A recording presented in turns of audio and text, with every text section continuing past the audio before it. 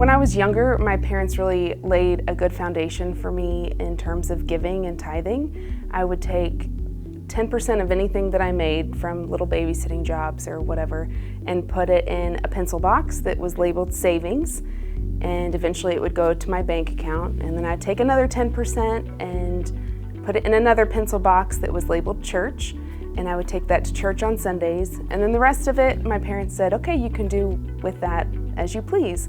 And so they really started to lay that foundation for me. Unfortunately, as I got a little bit older, I strayed from that quite a bit. In my childhood, we would go to church, but really the instilling of giving and tithing was not part of our upbringing.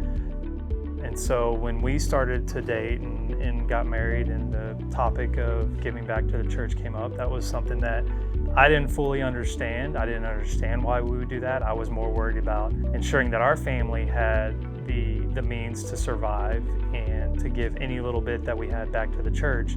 Kind of made me feel more vulnerable for our family.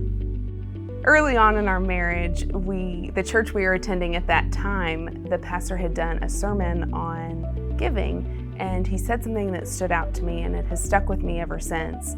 He said, it's better to give $1 with a grateful heart and a heart of gratitude than to give $1,000 with a closed fist.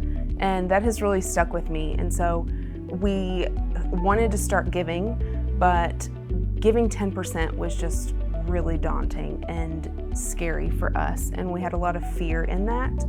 And a little bit later, a really wise woman told me, you don't have to start with 10%. And it was kind of like, oh, okay. And so we just started with a little bit, with an amount that didn't cause fear in our hearts. And over time, we have slowly increased that amount every 6 months or every year. And God has really removed those fears from our hearts. And we have learned that as we have trusted Him through this and been obedient, He has really blessed us in just so many different ways in our life.